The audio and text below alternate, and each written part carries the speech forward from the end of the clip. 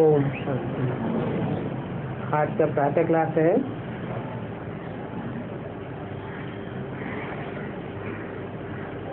1 अप्रैल 1968।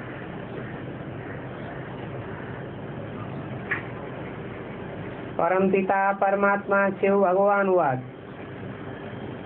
अपने शालिग्रामों के प्रति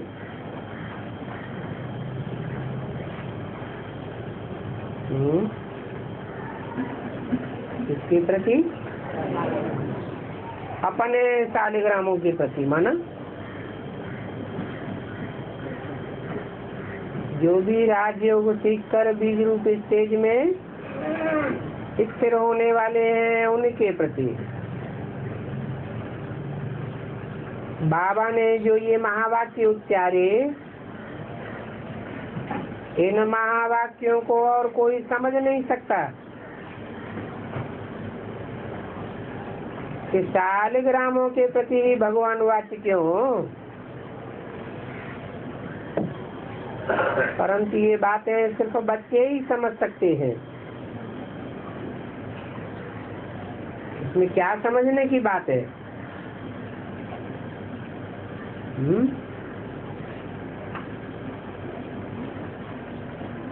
समझने की बात क्या हुई कि भगवान वाच्य स्पेशल के प्रति क्यों?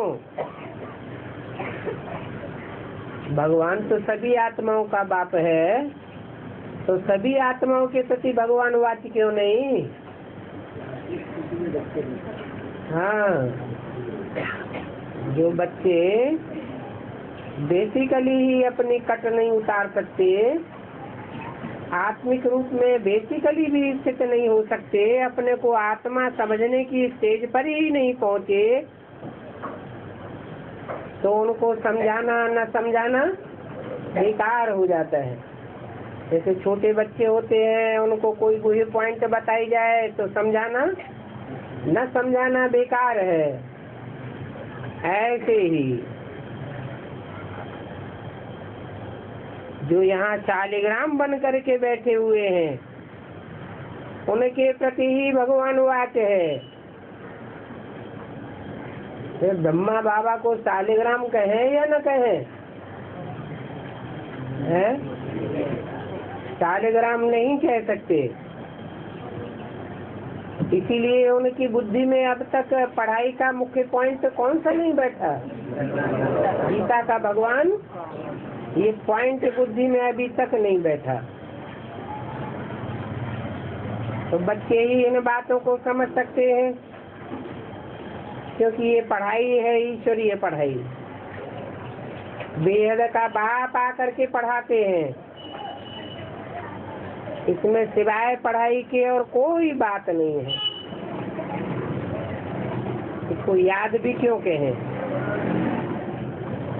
जरूर जो पढ़ाई पढ़ते हैं उनको पढ़ने वाला याद तो आता होगा, पढ़ाने वाला याद आता होगा। जो भी साथी हैं वो याद तो आते हैं ना। बाप जो तुमको पढ़ाते हैं उनको खास कहना पड़ता है कि मैं तो दूर देश से आया हूँ पढ़ाने के लिए, तो अभी सिर्फ मुझे याद करो। बाप को कहना पड़ता है, क्योंकि ये नई प्रकार का टीचर है और कोई भी टीचर ऐसे नहीं कहेंगे कि मुझे याद करो और सिर्फ मुझे याद करो। स्टूडेंट ऑटोमेटिकली याद करते हैं और यहाँ कहना पड़ता है। ये भी तुम जानते हो कि हमको रूहानी बाप पढ़ाते हैं।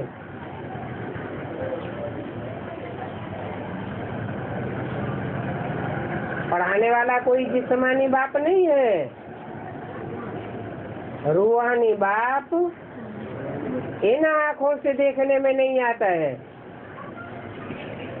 परंतु पढ़ाते हैं। तो पढ़ाने के लिए तो मुख चाहिए, साकार चाहिए।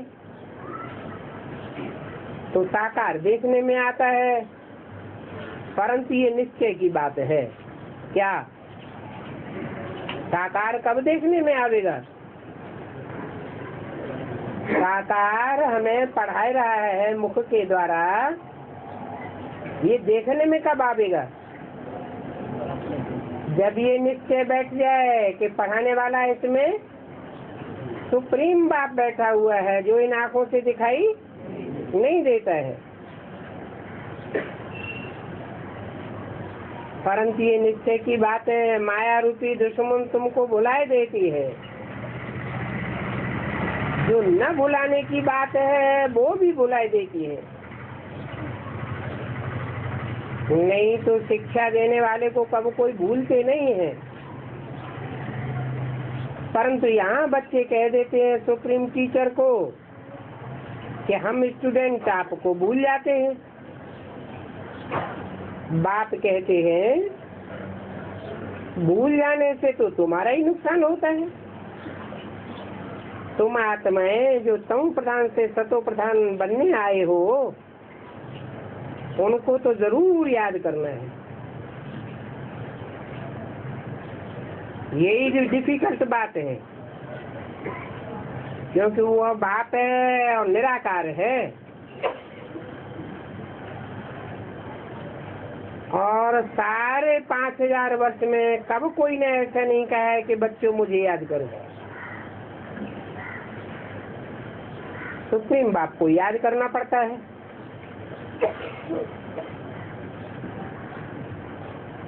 बाकी दुनिया तो कब ऐसे होता नहीं है, सतयुग में भी नहीं होता है। कल्प के संगम युग पर ही तुम याद करते हो, तो ये नई बात हुई ना। बाप को, टीचर को, गुरु को निरंतर याद करना, तब ही विकर्म विनाश होंगे। खंडित याद से विकर्म विनाश नहीं होंगे। अखंड याद में टिकेंगे तो तम प्रधान से सतो प्रधान बन जाएंगे। बाप तुमको ये शिक्षा देते हैं। इसमें हठ योग क्रियाएं आदि कुछ भी नहीं है। नामी ग्रामी महर्षि जो है वो सभी कुछ न कुछ हठ योग ही सिखलाते हैं। विलायती में जाकर के भी हठ योग सिखलाते हैं। अखबारों में भी उनके चित्र आते हैं। जैसे गर्भ में बच्चा होता है,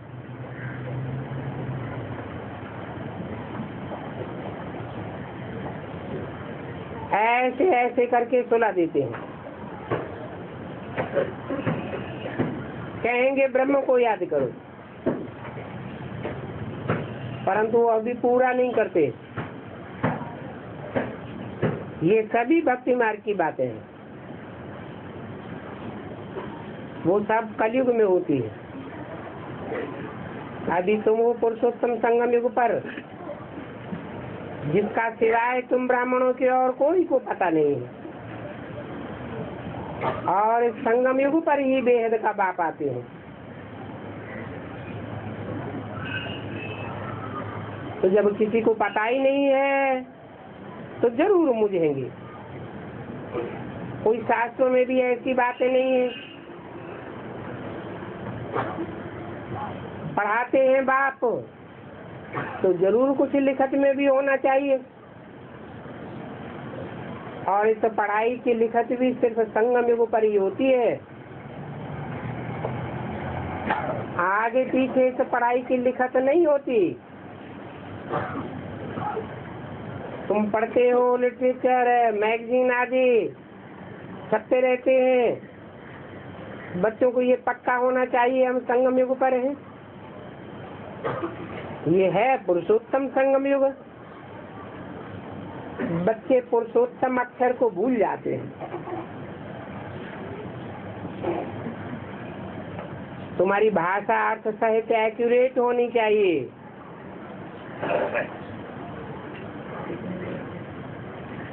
अगर पुरुषोत्तम ही नहीं तो पुरुषोत्तम संगम युग कैसे होगा? जरूर पुरुषोत्तम को जानना पड़े। ये कल्याणकारी पुरुषोत्तम संगम युग है और ये पुरुषोत्तम अक्षर बहुत जरूरी है। इसका अर्थ क्या है? पुरुषों में उत्तम पार्टधारी, उनकी फिर समझानी भी देनी है। ऐसे नहीं कि समझ लिया और खलास। कलयुग अंत के भी मनुष्य देखो, सतयुग आदि के भी मनुष्य देखो। कलयुग का अंत और सतयुग के आदि का ये है संगम युग। इनको ही कल्याणकारी पुरुषोत्तम संगम युग कहा जाता है। और जो भी युग होते हैं उनमें तो नीचे ही उतरना होता है। उनको कल्याणकारी नहीं कहेंगे।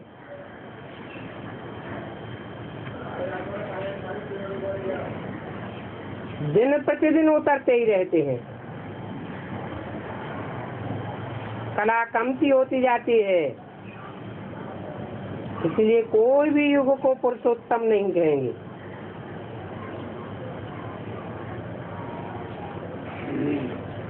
तो पुरुषोत्तम युग कब से कहें?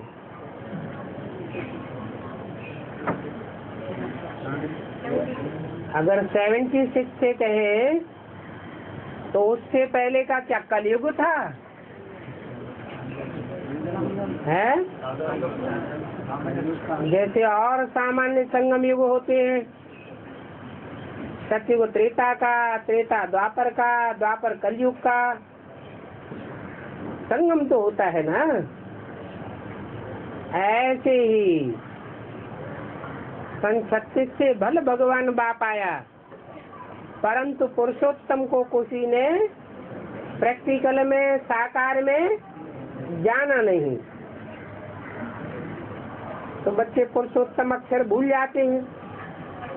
ये पुरुषोत्तम अक्षर बहुत जरूरी है।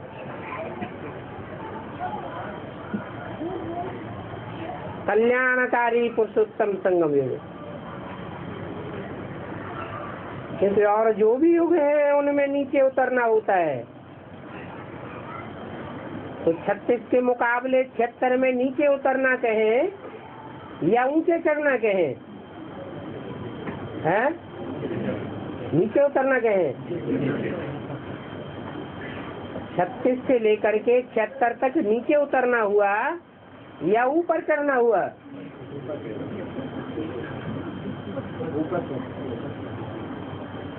कुछ कह रहे हैं नीचे उतरना हुआ, कुछ कह रहे हैं ऊपर चढ़ना हुआ। है? हाँ, 76 में जो भी आत्माएं 76 से उत्तमता को पहचान की जाती है, उत्तम पुरुष को पहचान की जाती है, उनकी चढ़ती कला होती है। कोई कहे शूटिंग पीरियड में उतरती कला भी होनी चाहिए। उतरती कला भल होती है शूटिंग के हिसाब से, लेकिन फिर भी याद जो एक्यूरेट है, उस एक्यूरेट याद की प्रैक्टिस बढ़ती जाती है। इसलिए टोटल क्या कहेंगे? चढ़ती कला। तो और युगों में दिन प्रतिदिन उतरते ही रहते हैं, कला कमती होती जाती है। इसलिए कोई भी युग को पुरुषोत्तम युग नहीं कहेंगे। सब सोल बच्चे ही ऐसे पॉइंट धारण करके औरों को समझा सकते हैं। महारथी, घोड़े सवार, प्यादे, नंबरवार तो होते हैं, ये तो तुम भी जानते हो और बाप भी जानते हैं।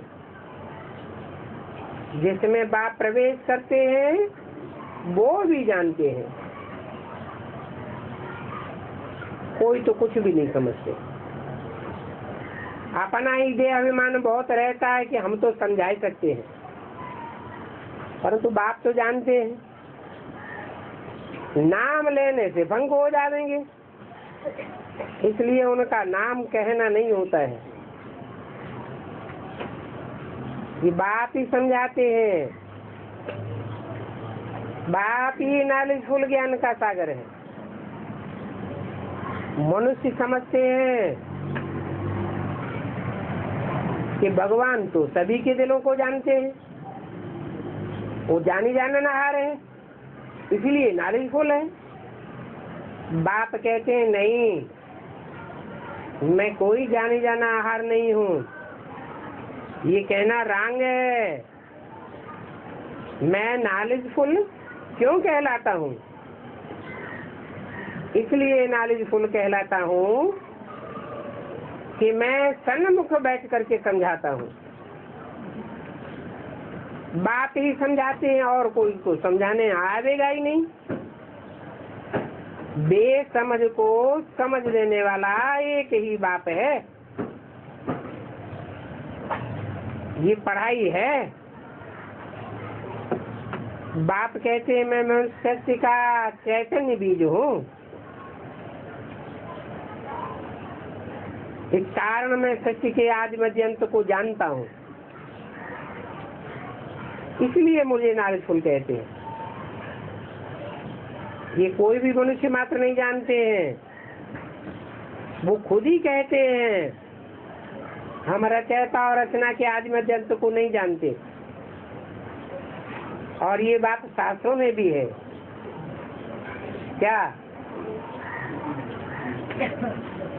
नित्य नित्य की बात शास्त्रों में आई हुई है।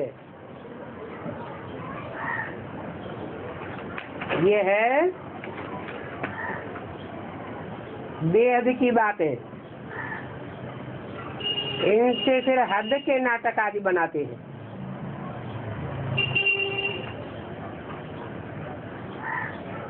एक 4 और सच्ची वाणी का दूसरा पेज।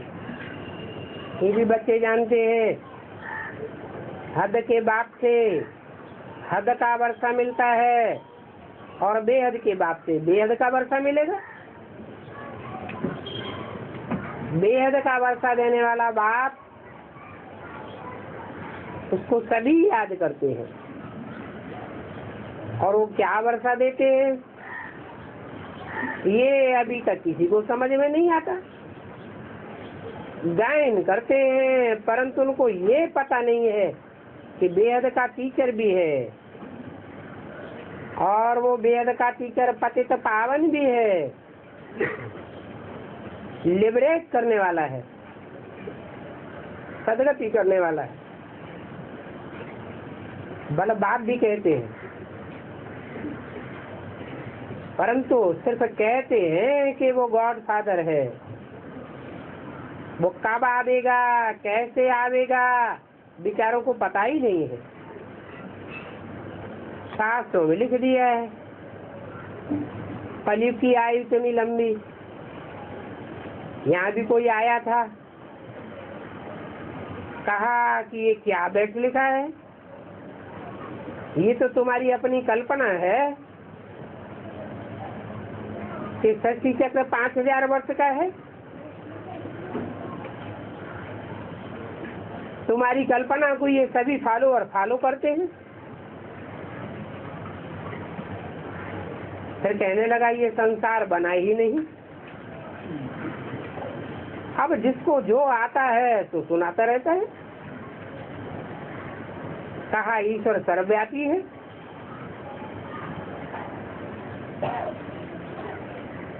वो सर्वव्यापी बात ही ये सब खुला खेल करते हैं।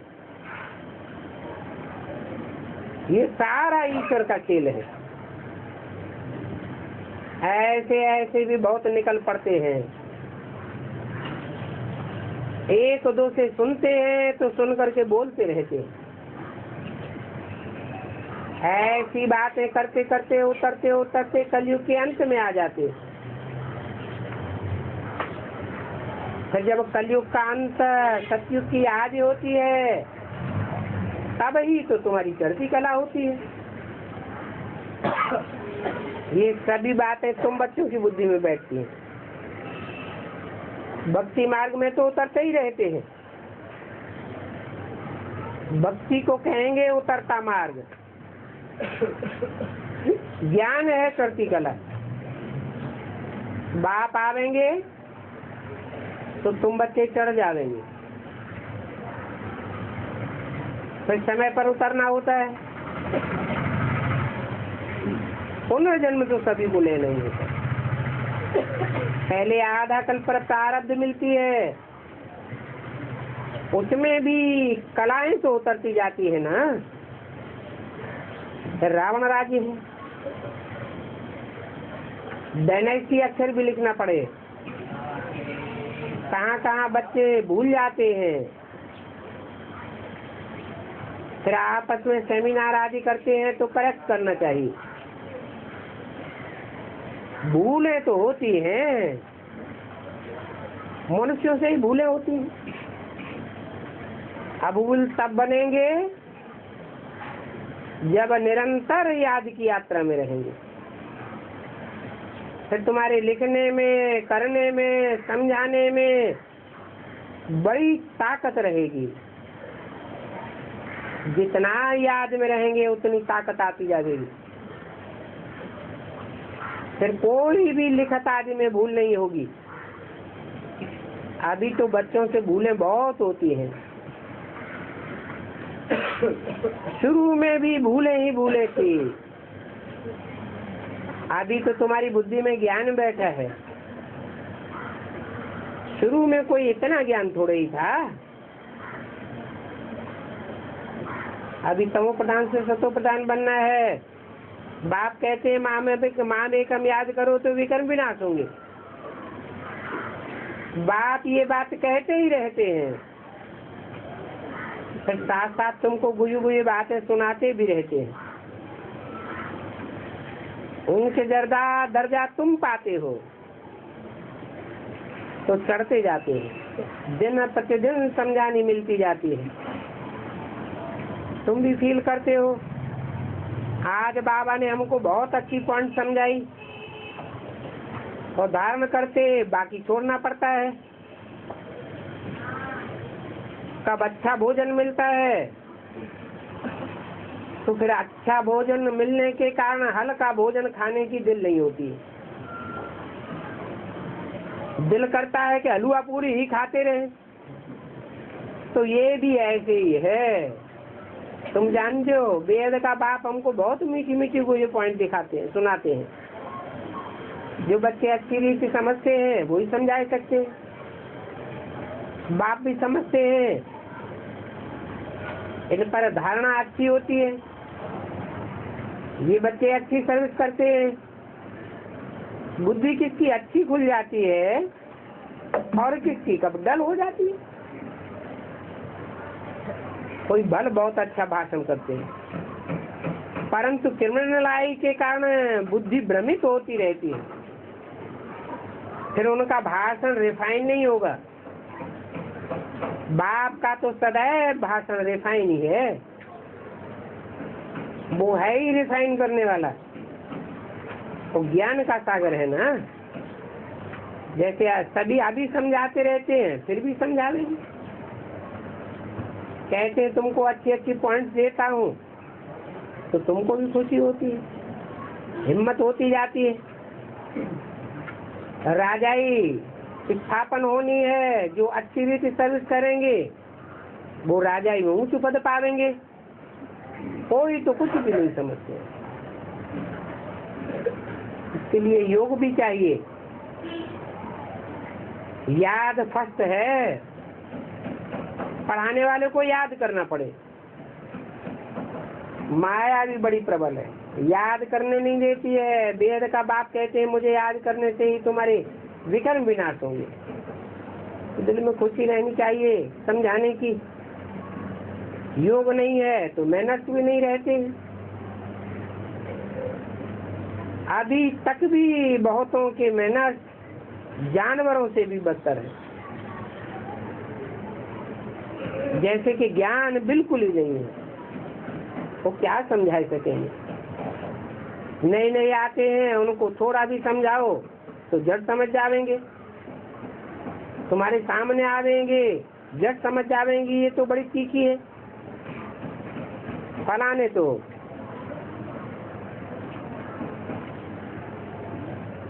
ऐसे ऐसे हैं जो समझा ही नहीं सकते। तुम हमको ऐसा समझाया, इसलिए कहते हैं हमको अनुभवी होशियार चाहिए टीचर।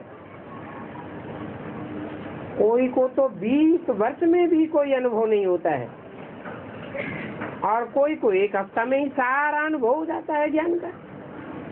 नई नई पॉइंट्स मिलती रहती है तो दिल से बहुत अच्छी लगती है,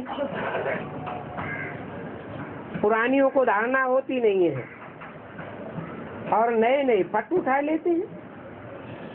याद की यात्रा में न होने से स्वभाव भी बदलता नहीं है, जरा भी फर्क नहीं पड़ता है, और कईयों का स्वभाव बिगड़ता भी है। पहले पहले तो ऐसा होता था, जिसको आधा कल्प याद किया है, अरे वो हमको मिला है तो हमको कितना याद करना चाहिए।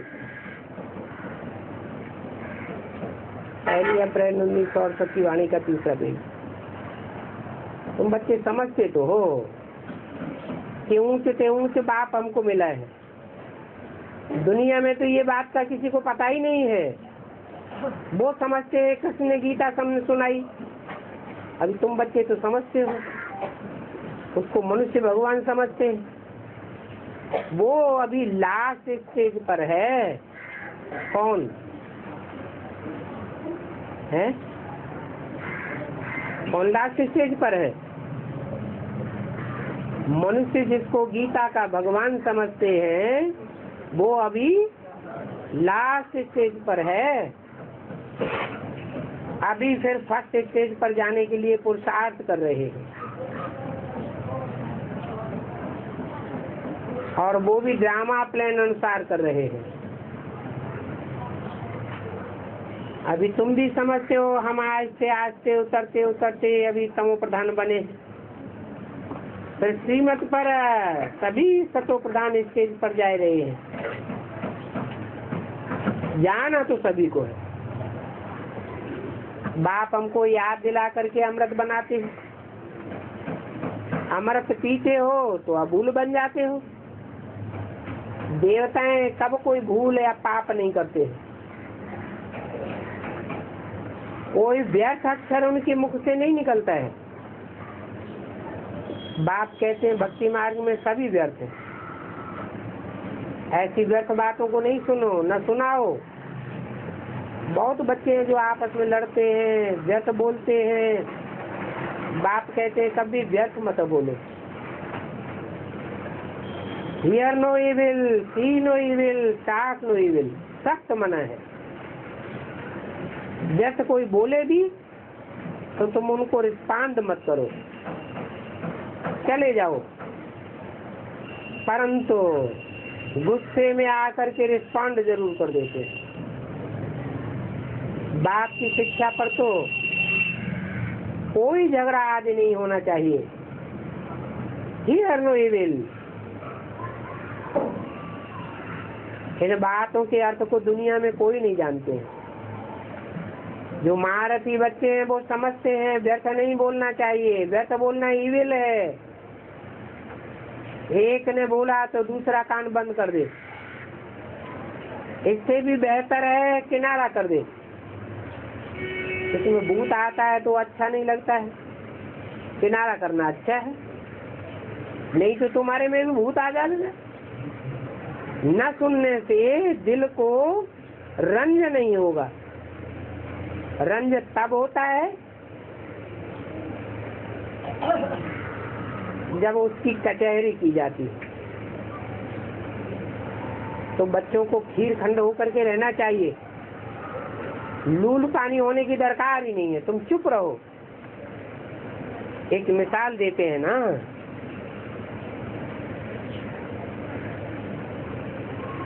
दो देवरानी जिठानी लड़ती थी तो उसने कहा मुख में मुलारा डाल दो, तो बोल ही नहीं सकेगी, बहुत भूलें हो जाती हैं। बोल बोल करके थक जाते हैं, फिर उनको पानी पिलाते। बाप तो रोज समझाते हैं, एक दो को भाई भाई देखो, जिस्म को देखो ही नहीं। जिस्म को देखेंगे नहीं तो फिर बोलेंगे किससे? भाई भाई की दृष्टि रखो तो चुप रहेंगे, चुप होने का ही नॉलेज मिलता है। बाप को याद करो, मुख से कुछ भी न बोलो, बाप को याद करेंगे, पढ़ाई में मस्त रहेंगे, बातें करने की दरकार ही नहीं। तो समझाना होता है कि ऐसे ऐसे करने से तुम याद की यात्रा में रह सकते हो। तो दर्शन चक्रधारी बन याद की यात्रा में रहो। बाप बच्चों के सत्य के आदि मध्य अंत का ज्ञान सुनाते हैं, और फिर शांति का सागर भी है।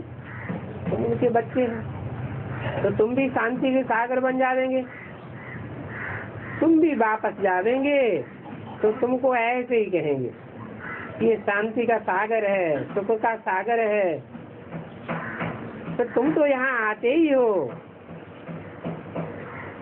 तुबके से बदल करके सागर के बच्चे बनने के लिए। फिर है अपनी अपनी प्रारब्ध। ये सारा ड्रामा मनोज है।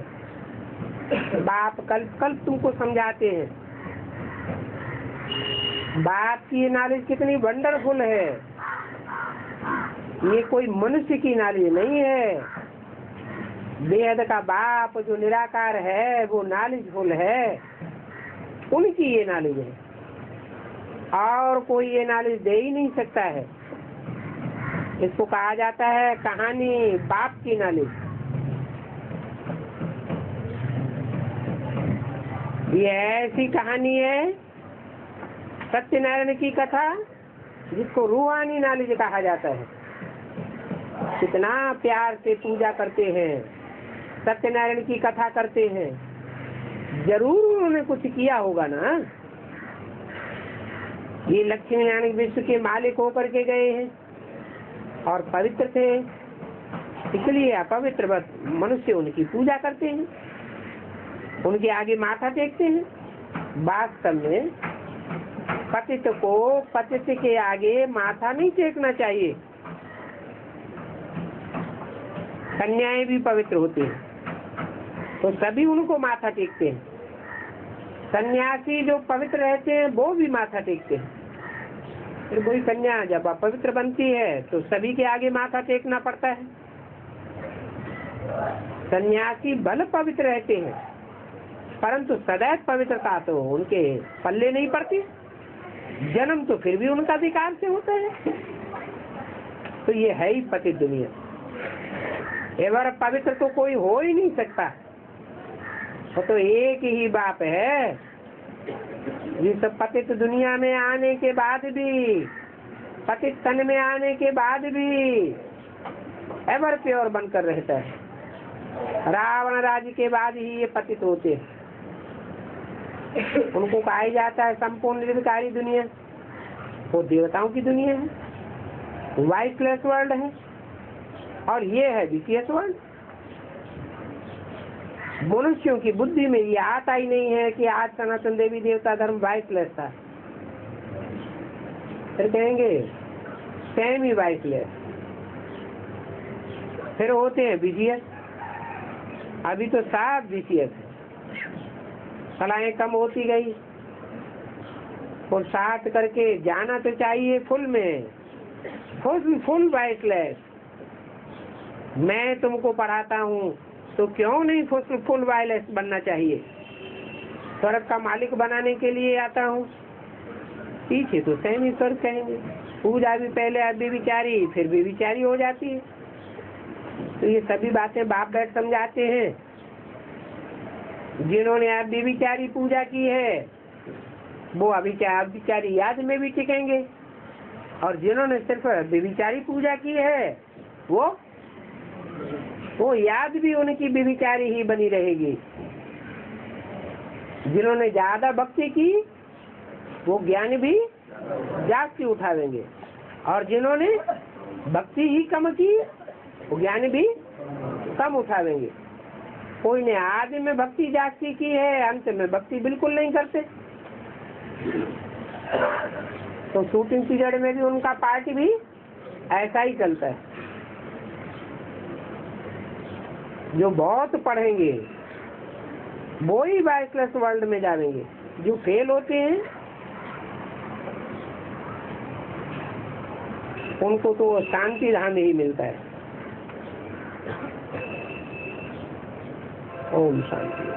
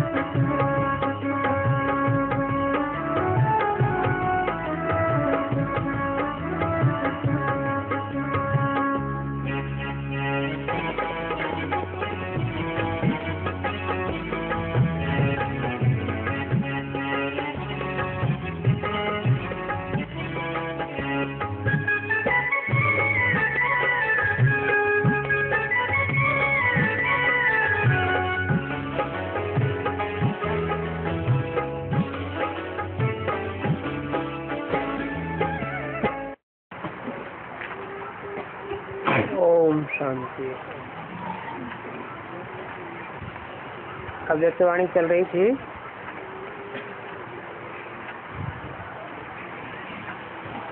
अठारह एक आठ के 7वें पेज पर कुछ रहे हुए पॉइंट थे।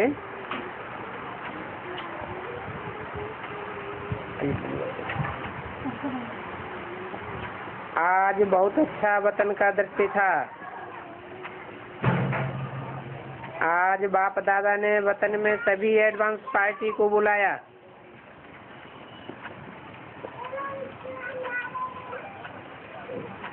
एडवांस पार्टी ने कहा कि हम सब एडवांस पार्टी वालों का एडवांस स्टेज वालों को याद प्यार देना।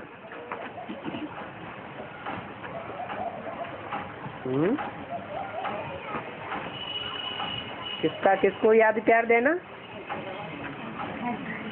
है?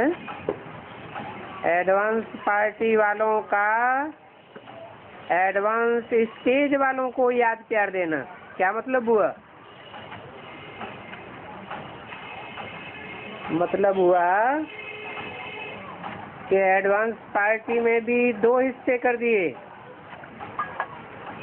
एक स्टेज पर पहुंचे हुए, एडवांस स्टेज पर पहुंचे हुए, और दूसरे वो हैं जिनको कहा गया है सिर्फ एडवांस, लेकिन एडवांस स्टेज पर पहुंचे हुए नहीं हैं।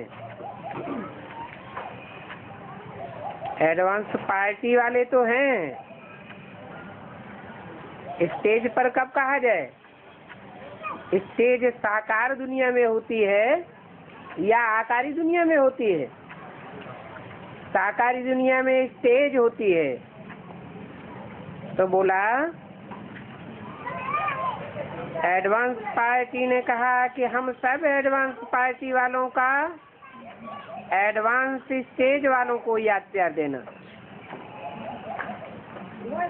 तो आप एडवांस स्टेज वाले हो और वो एडवांस पार्टी वाले हैं।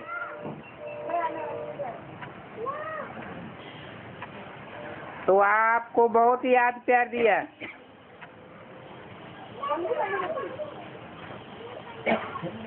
और आज बाप दादा ने काफी वर्ष अव्यक्त पार्ट बजाने के निमित्त दादी को और गुलजार को दोनों को अपने साथ बिठाया।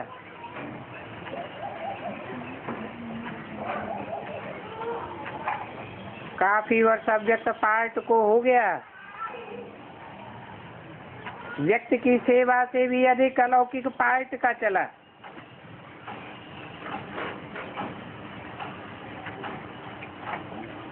व्यक्त सेवा कितने साल चली और किसके द्वारा चली?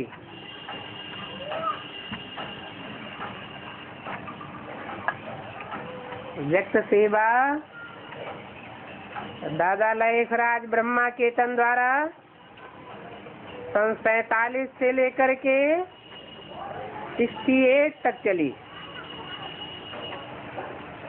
18 और 4 22 वर्ष साकार तन के द्वारा सेवा चली। तो व्यक्ति की सेवा से भी अधिक अलौकिक पार्ट जो गुलजार दादी के द्वारा चला वो 69 से लेकर और 2007 हो गया। कितने साल हुए? व्यक्त से अव्यक्त ज्यादा हो गया ना। तो बाप दादा ने आज दोनों को बहुत बहुत स्नेह दिया और एडवांस पार्टी वालों ने बहुत स्वागत की। बाप दादा ने दोनों को बाहों का हार पहनाया, गले लगाया और दोनों के कार्य को सुनाया। दादी के लिए कहा तो दादी ने परिवार और सेवा को, साथियों को, सभी को बहुत अच्छी तरह से चलाया। निमित्त बनी चलाने के और निमित्त समझ के चलाया। और गुलजार बच्ची ने बाप दादा को समाने का कार्य अच्छा किया।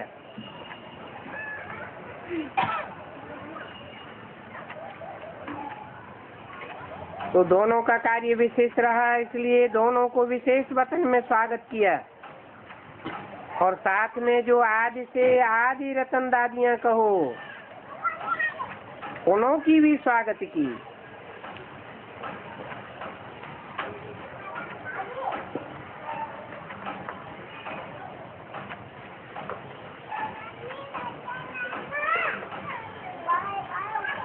विशेष स्वागत किसका किया?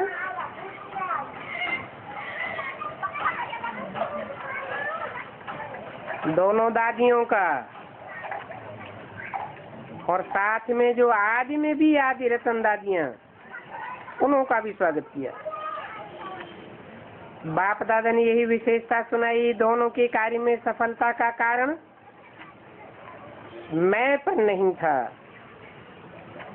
गुलजार बच्चे की भी महिमा की कि निर्मल निर्माण सेवा के निमित्त बनी और समाने की शक्ति प्रमाण परमात्मा और आत्मा दोनों को, ब्रह्मा बाप आत्मा और परमात्मा को समाने की शक्ति बाप द्वारा जो प्राप्त हुई उसको कार्य में लगाया।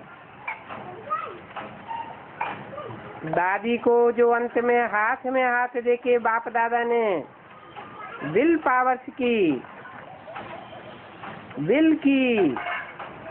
उस विल पावर से कार्य निर्विघ्न चलाया। तो दोनों की विशेषता कम नहीं है। दोनों ने अपना अच्छे से अच्छा पार्ट बजाया है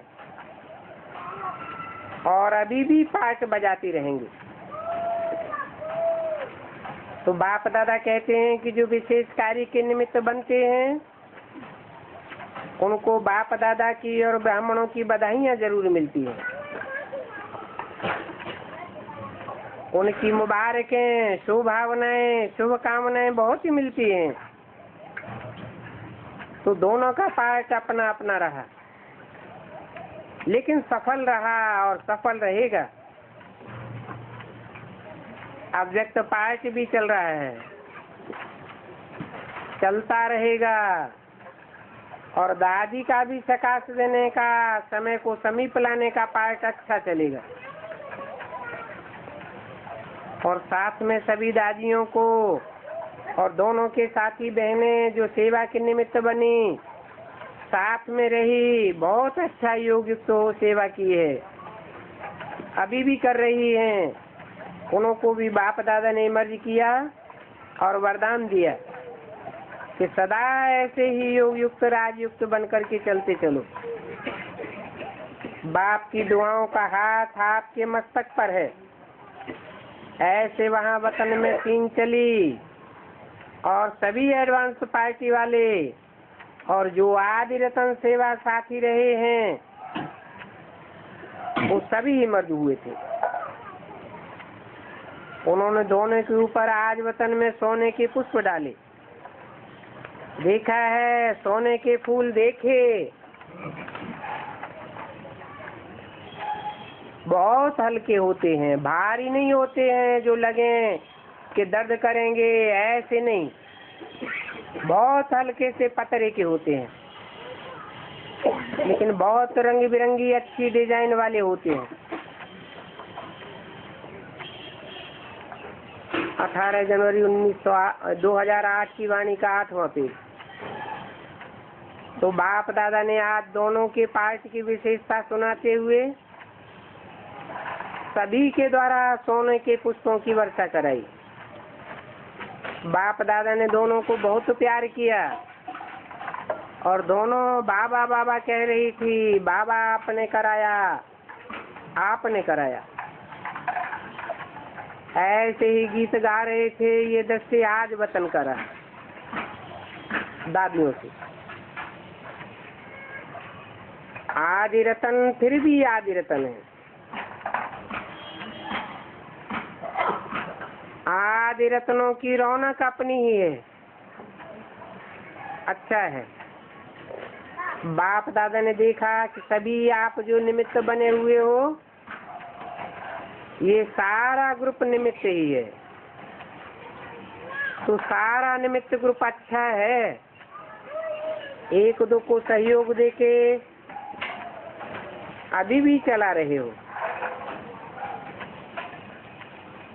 अच्छा चला रहे हो। बाप दादा देख करके दुआएं देते हैं कि एक ने कहा और दूसरे ने माना और कार्य सफल हो गया। राय बहादुर भी हो और कार्यकर्ता भी हो, लेकिन सब मिलकर के, चाहे पांडव निमित्त हैं चाहे शक्तियां निमित्त हैं, लेकिन अच्छा चल रहा है और अच्छा ही चलता रहेगा। यही बाप दादा का वरदान है। दादी निर्मल शांता से खुश रहती हो, खुशी में रहती हो, क्योंकि बीमारी में भी चिल्लाती नहीं हो। ये बहुत अच्छा है। योग भी अच्छा लगाए रही हो, बहुत अच्छा। दादी ने गीत गाया, खुश रहो आबाद रहो। ये पाठ तो बहुत अच्छा है, अच्छा पाठ बजा रही है शांता मणि दादी से, अच्छा है। शरीर को चलाते रहो, चल जाएगा, क्योंकि तुम्हारे पास विल पावर है ना। इतने वर्षों की विल पावर काम में आती है, काम में लगा रही हो, लगाते रहो। सेवा भी अच्छा कर रही है मनोहर दादी से। आदि रतन सबकी नजरों में है, कैसे भी हो, कहाँ भी हो, लेकिन सबकी नजर में आदि रतन ही है। और सभी आदि रतन हैं क्योंकि विल पावर है। दादी जानकी ने कहा, बाबा बहुत अच्छा है, बच्चे भी अच्छे हैं ना, अच्छे बाप ने आप समान बनाया है। आज विशेष ब्रह्मा बाप ने आप एक एक को याद करते हुए बहुत याद बाहों की माला पहनाई।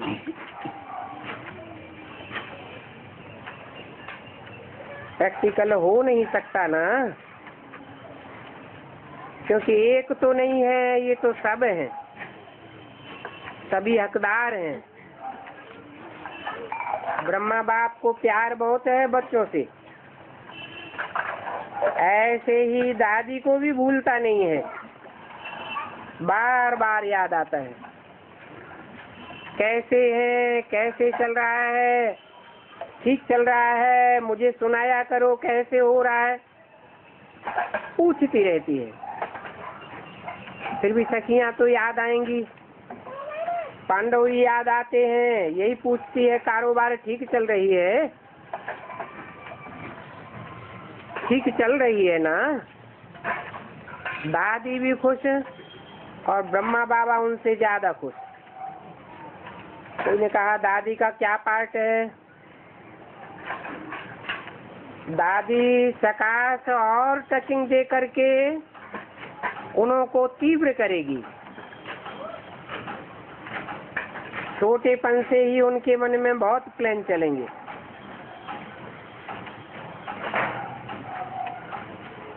कोई ने पूछा जन्म ले लिया है? अभी नहीं, जन्म टाइम पर लेगी ना, अभी नहीं लिया है।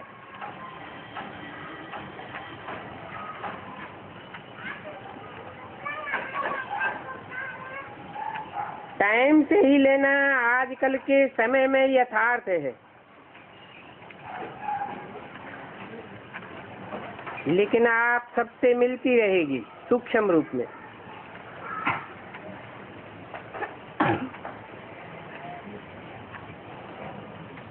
तो ये दादी के कौन से जन्म की बात है?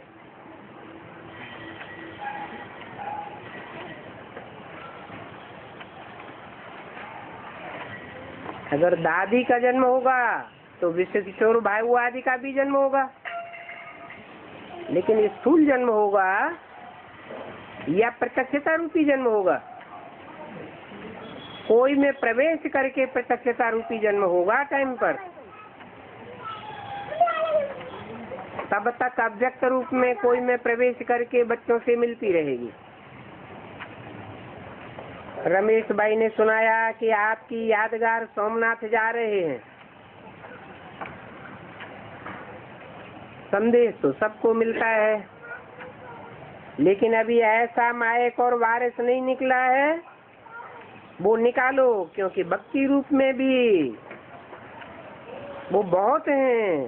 संदेश देने का तो ठीक है, लेकिन ऐसा कोई निमित्त बने, वो अभी पुरुषार्थ करो। निकल सकता है, मेहनत थोड़ी चाहिए, क्योंकि भक्ति का प्रभाव तो है ना। नारायण दादा से और मनोज से खुश रहते हैं। शरीर निर्वाह की चिंता तो नहीं है। इसको है नहीं, बेफिक्र है, कभी भी सोचना नहीं। आपका परिवार बेहद का है, इसलिए बेफिक्र, कोई चिंता नहीं।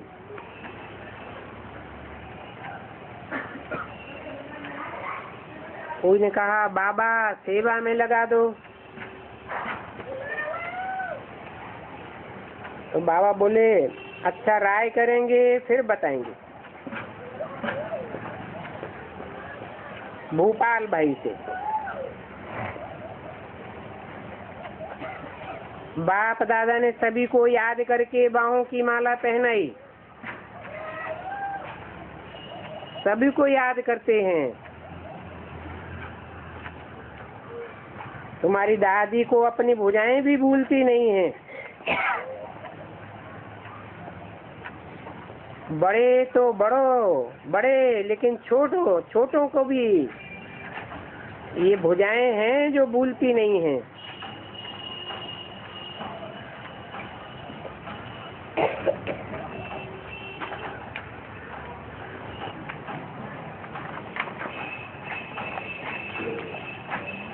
5 मार्च 2008 की अव्यक्तवाणी के रहे हुए पॉइंट्स हैं 5वें पेज पर। बाप दादा तो चारों ओर देख रहे हैं, सब अपनी अपनी कुटिया में स्क्रीन में देख रहे हैं, सामने दिखाई दे रहे हैं। जो नहीं भी आए हैं सभी को बाप दादा ये गिफ्ट दे रहे हैं। बाप दादा देखते हैं सभी को, चाहे दिल में है, दिन में है, चाहे रात में है, चाहे टाइम का फर्क है, लेकिन प्यार जागरण कराए देता है। बाकी सभी बच्चों का कार्ड भेजा नहीं भेजा या भेजा, ईमेल भेजा या नहीं भेजा, लेकिन दिल के संकल्प का ईमेल बाप दादा के पास सभी का पहुंच गया।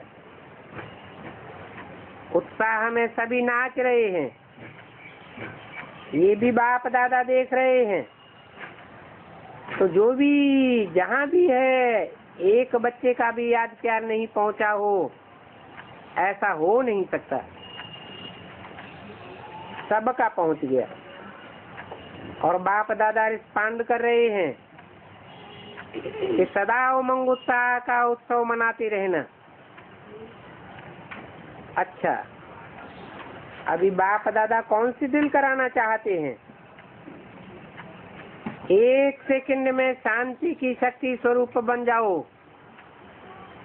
1 सेकंड में एकाग्र बुद्धि और एकाग्र मन।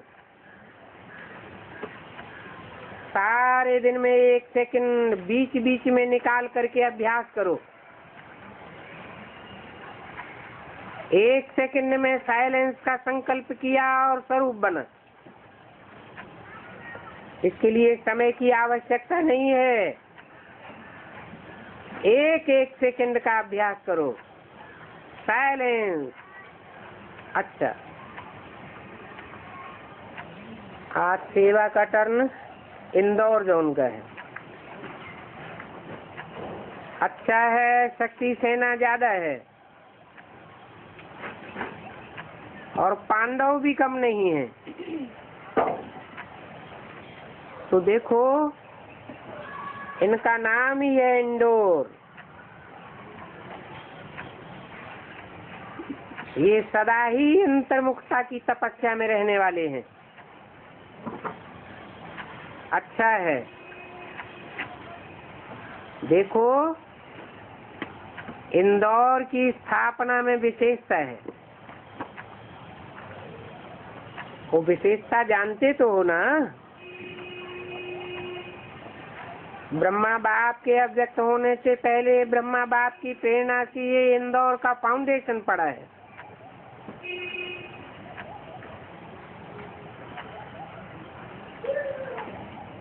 कितना लकी इंदौर जोन है, और ब्रह्मा बाप की आशाओं को पूर्ण कर रहे हैं ना।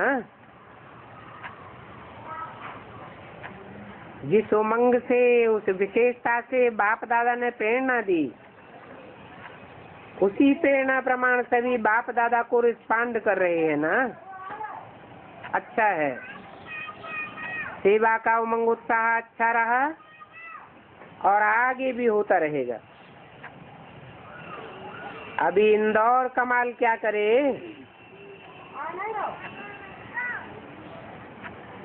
क्या कमाल करेंगे इंदौर के टीचर्स? पहला नंबर लेंगे। परिवर्तन जो बाप दादा ने कहा है उसमें पहला नंबर इंदौर ले, तो परिवर्तन में पहला नंबर लेंगे।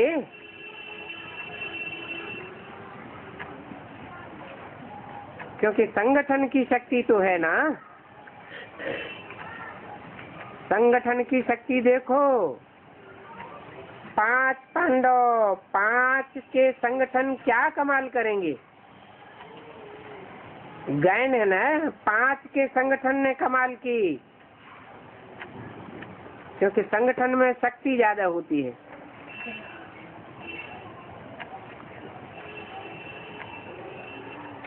तो इतना बड़ा संगठन है तो क्या नहीं कर सकते हैं, जो चाहे वो कर सकते हैं। तो कमाल करके दिखाओ, जो अभी तक नहीं किया है वो करके दिखाओ। हिम्मत है ना टीचर्स में, अच्छी हिम्मत है। देखो, हिम्मत करके बड़े बड़े प्रोग्राम सीख कर रहे हो, तो नंबर 1 हर सब्जेक्ट में बनना ही है, ये दृढ़ संकल्प करो। बाप दादा ने देखा है, जो हिम्मत रखते हैं उनको बाप की मदद का अनुभव जरूर होता है, लेकिन अलबेलापन बीच में आता है। ये तो होता ही है,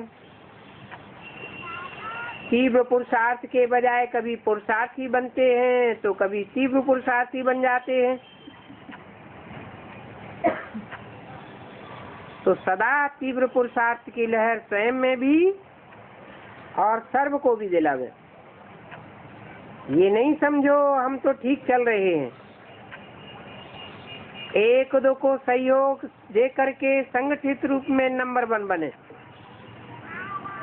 कैसा भी कोई साथी गिरा हुआ हो, उसको भी साथ ही बना करके चलना सिखाओ, सहयोगी बनो।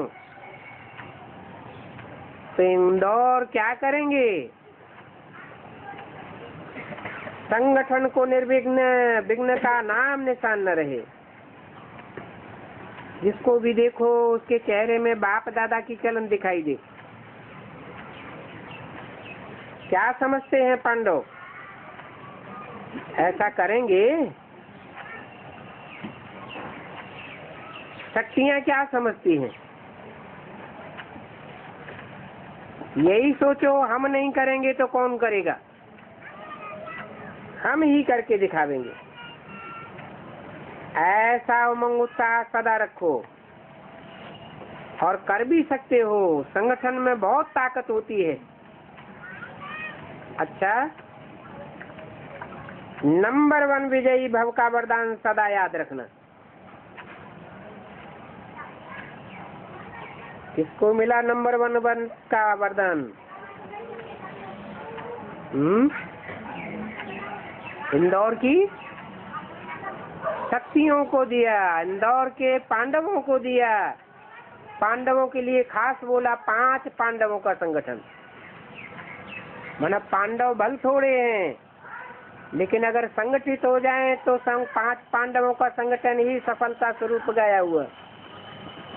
और शक्तियों का तो कहना ही क्या, शक्तियों की आबादी ही बहुत। विदेशियों से 55 देशों से डबल विदेशी 1000 आए हुए हैं। बाप दादा ने देखा है कि डबल विदेशी अपना नियम बहुत अच्छा निभाते हैं। आना है तो आते ही हैं, और सभी ने मधुबन के सीजन की रौनक बढ़ाने का दृढ़ संकल्प लिया है। तो हर टर्न में देखा गया है डबल विदेशियों का श्रृंगार मधुबन में होता जरूर है। ताली बजाओ, अच्छा है। दिन प्रतिदिन विदेश के सेवा स्थानों में भी 1-2 को उमंग उत्साह मिलन मनाते हुए उमंग उत्साह दिलाने में भी बाप दादा ने देखा कि इस समय 1-2 के स्थान में भी आकर के स्वभावना रखने का अच्छा कर रहे हैं। सिस्टम भी अच्छी बनाते रहते हैं। बाप दादा खुश हैं कि कैसे भी पहुंच जाते हैं। दूरंदेशी नहीं लगते हैं, जैसे यहाँ के ही लगते हैं। वैसे तो सबसे दूर देश वाला कौन है? डबल फॉरेनर्स है या बाप दादा हैं? तो दूरदेशी को अपने हमजिन्स दूरदेशी प्यारे लगते हैं। सबसे जास्ती दूरदेशी तो बाप दादा है ना। अच्छा, डबल विदेशी कुछ प्रॉमिस करना चाहते हैं। न्यूयॉर्क की मोहिनी बहन ने वायदे पढ़े और सभी ने उन वायदों को पूरा किया। वायदों का दृढ़ संकल्प है हम हर एक कदम पर श्रीमत की पालना करेंगे। दूसरा, मैं सब विघ्नों से सदा के लिए दूर रहूंगा या रहूंगी। सम्मान की सीट पर रहेंगे और सदा सबको सम्मान देंगे। अगला, बाप दादा की जो उम्मीदें हैं वो सब पूरी करेंगे। माताओं की रिट्रीट भी चली। बाप दादा ने सुना था समाचार अच्छा है, बहुत अच्छा। डबल फॉरनर्स आगे से आगे उड़ते चलो और उड़ाते चलो।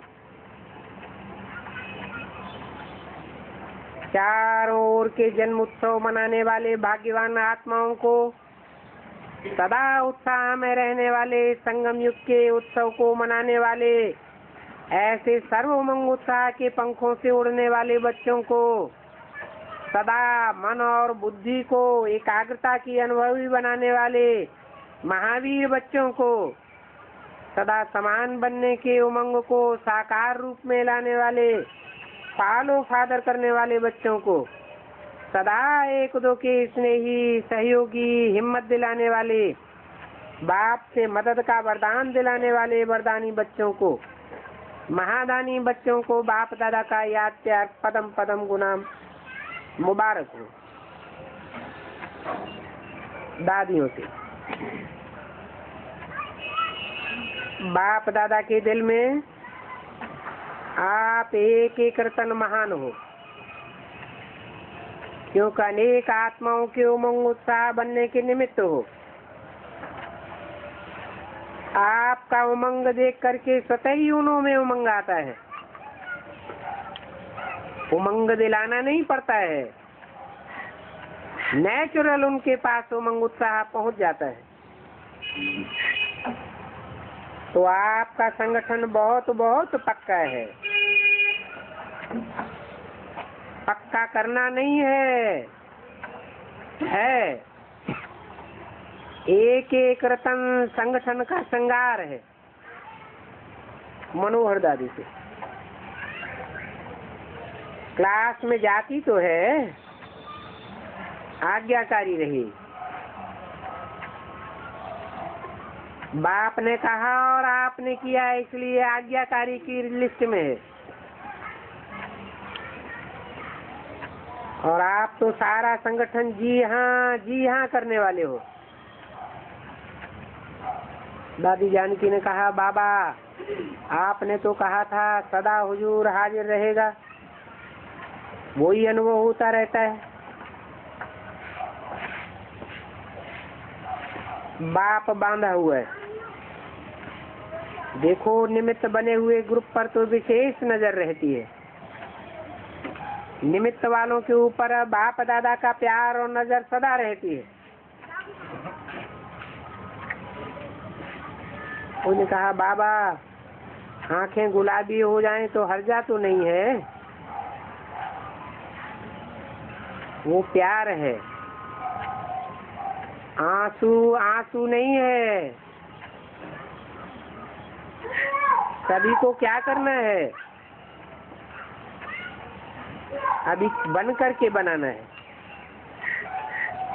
आपको बनाने की ड्यूटी है और उड़ाने की ड्यूटी है।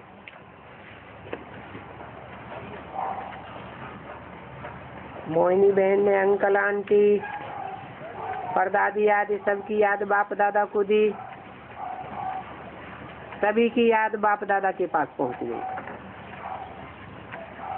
के बाद बाप दादा ने अपने हाथों से झंडा फहराया और सभी बच्चों को शिव जयंती की बधाइयाँ दी। आज के दिन तो इस हाल में ये झंडा लहराया, लेकिन अभी वह भी दिन आएगा और वो दिन आना ही है जब सारे विश्व में जगह जगह पर ये झंडा लहराने की सेरेमनी भी होगी।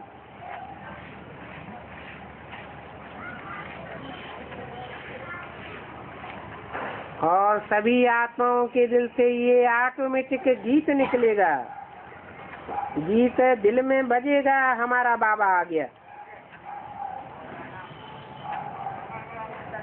हमारा मुक्तिदाता वरदाता बाप आ गया। सारे वर्ल्ड में ये ऑटोमेटिक सबके दिलों में गीत बजना शुरू हो जाएगा। आपके दिल में तो ये गीत बज रहा है ना।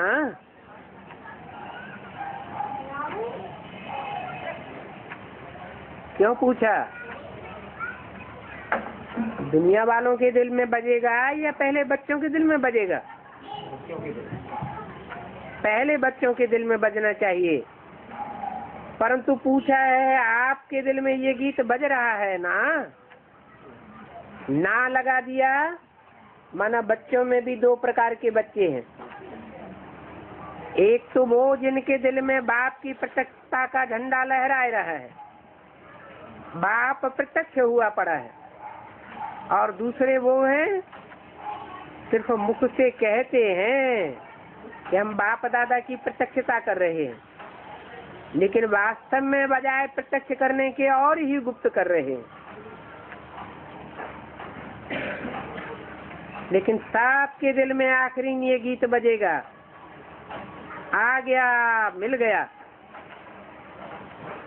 वरदान मिल गए, दुआएं मिल गई। तो ये झंडा जैसे आपके दिल में लहराता है, ऐसे विश्व की आत्माओं के दिल में भी लहराना ही है।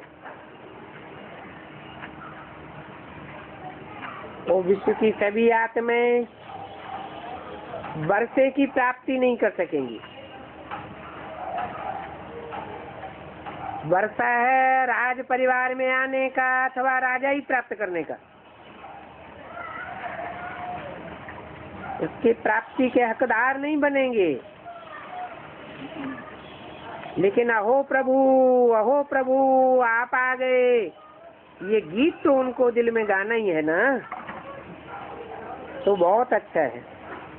आप सबका भाग्य है जो बाप के साथ झंडा लहरा रहे हैं